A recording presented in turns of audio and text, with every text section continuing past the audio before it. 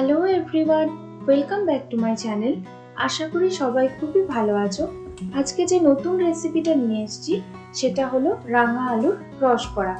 তো প্রথমেই আমি এর জন্য 2 থেকে 3টে বড় সাইজের রাঙা আলু মাঝখান থেকে কাট করে প্রেসার কুকারে দিয়ে দিচ্ছি।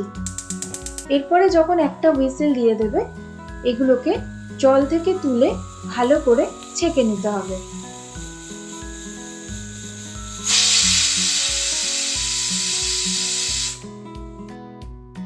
আর হালকা ঠান্ডা হয়ে গেলেই খোসা ছাড়িয়ে এক একটা করে আমি এখানে বাটিতে নিয়ে নিলাম।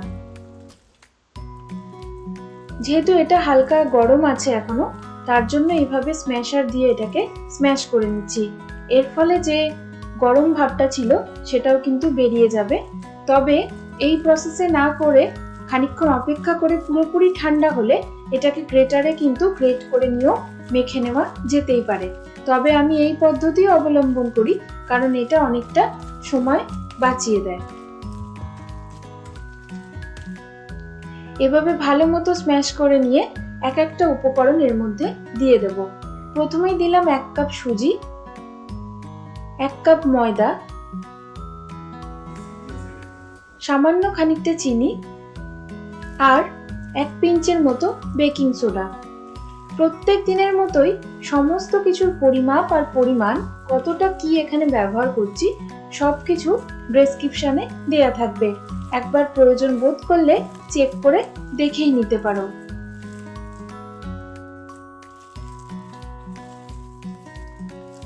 ভালো করে সমস্ত উপকরণগুলোকে দিয়ে এভাবে হাতে করে মিশিয়ে নিচ্ছি। কোনো রকম ডেলা ভাব যেন এর মধ্যে না থাকে সেইভাবে কিন্তু এটাকে এইভাবে চটকে চটকে মেখে নিতে হবে। ওই কাপেরই দিয়ে দিলাম 1 কাপ ঘরে বানানো খোয়া। তবে এই ঘরে বানানো খোয়া না থাকলে বাজারে যে কোনো মিষ্টির দোকানে এই খোয়া অ্যাভেলেবেল থাকে, সেখান থেকে কিন্তু কিনে নিয়ে এখানে ব্যবহার করতে হবে। কারণ এই খোয়ার ফলে কিন্তু রস বড়াটার টেস্টটা দুর্দান্ত আসে। একবার বাড়িতে বানালেই এটা বোঝা যাবে। খোয়াটা দিয়েও ভালো মতো মেখে নিলাম। এরপরে দুটো হাতের তালুতে খানিকটা তেল লাগিয়ে নিয়ে এক একটা করে বড়া আমি তৈরি করে নেব। সামান্য একটু গোল করে এভাবে ঘোরালেই কিন্তু বড়াটা রেডি হয়ে যাবে। তবে প্রথম ফেজেই কিন্তু বড়ার সারফেসগুলো প্লেন আসবে না, তার জন্য কোনোভাবে এখন এক একটা মন্ড তৈরি করে গোল করে রেখে দিতে হবে। সেকেন্ড বারে হাত ধুয়ে পরিষ্কার করে আরেকবার তেল লাগিয়ে নিয়ে এইভাবে একটুখানি ঘুরিয়ে নিতে হবে। এর ফলে কি হবে, পুরো সারফেসটা কিন্তু প্লেন হবে আর ভেঙে যাওয়ারও কোনো চান্স থাকবে না, ঠিক যেমন এখানে করছি। সমস্ত বড়াগুলো তৈরি হয়ে গেছে। কড়াইয়ের মধ্যে দিয়ে দিলাম খানিকটা সাদা তেল। এখানে এতটা রিফাইন্ড অয়েল ব্যবহার করতে হবে যাতে বড়াগুলো কিন্তু তেলের মধ্যে ডুবে থাকে, আর এর ফলে চারিপাশে সমানভাবে ভাজাটা হবে। তেলটা হিট হয়ে গেলে গ্যাসের ফ্লেমটাকে লো করে দিয়ে এখানে এক একটা বড়া আমি দিয়ে দিচ্ছি।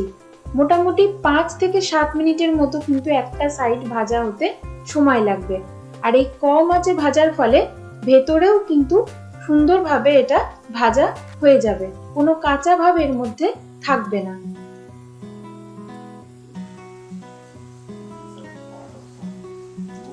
প্রায় 5 থেকে 7 মিনিট পরে অপর পিঠটাও এভাবে হালকা করে ঘুরিয়ে দিচ্ছি। তবে বড়া দেওয়ার সঙ্গে সঙ্গেই কিন্তু নাড়াচাড়া করা যাবে না, কারণ এটা ভেঙে যেতে পারে।